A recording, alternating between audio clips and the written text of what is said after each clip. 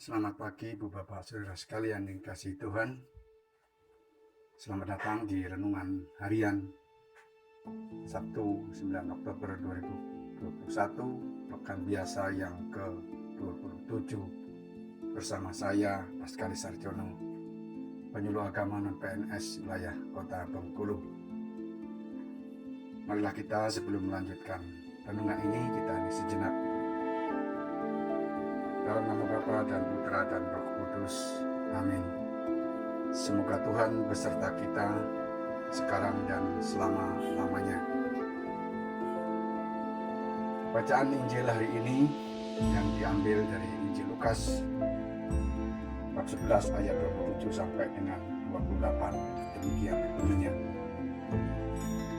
Ketika Yesus masih berbicara, berserulah seorang perempuan dari antara orang banyak dan berkata kepadanya, "Berbahagialah ibu yang telah mengandung engkau dan susu yang telah menyusui engkau."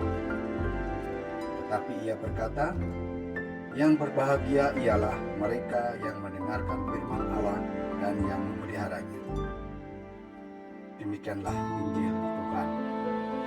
Syukur kepada Allah. Bapak Saudara sekalian yang dikasihi Tuhan, bacaan hari ini memang cukup singkat, tapi kalau kita menyimak mendalami makna dari Injil hari ini sungguh luar biasa.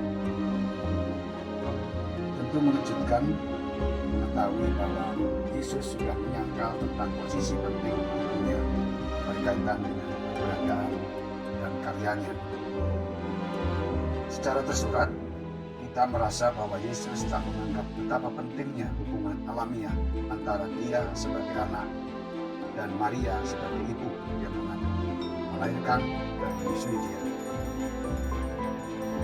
Kita tangkap kesan ini ketika membaca perikop Injil yang sangat singkat kali ini. Injil mengisahkannya demikian.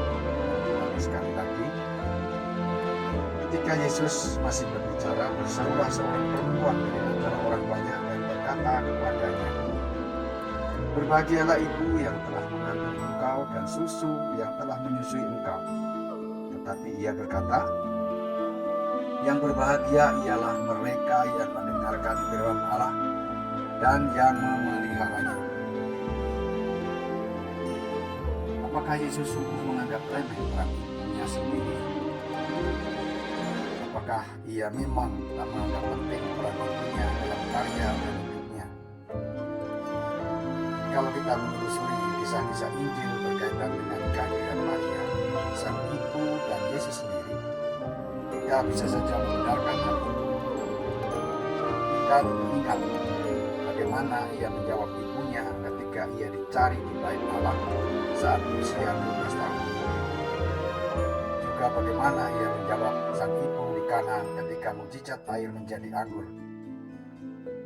Dan ketika seorang memuji ibunya, tatkala orang itu mengagumi dia yang lagi mengajar banyak orang.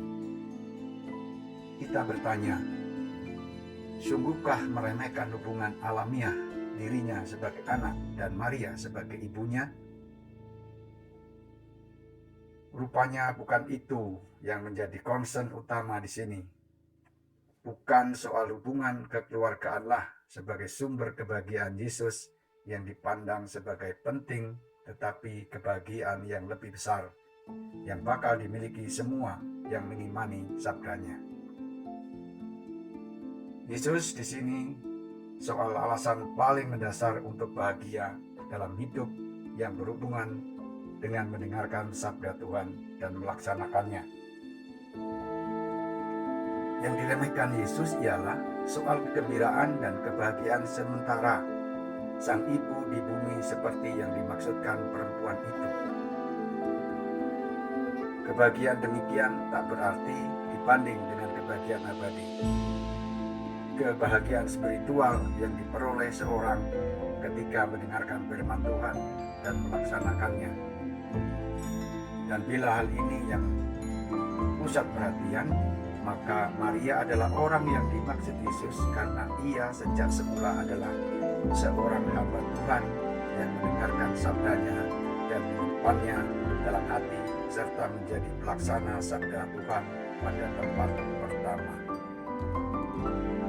Maria menemukan kegembiraan dan kebahagiaan sejati dalam sabda Tuhan yang adalah putranya sendiri.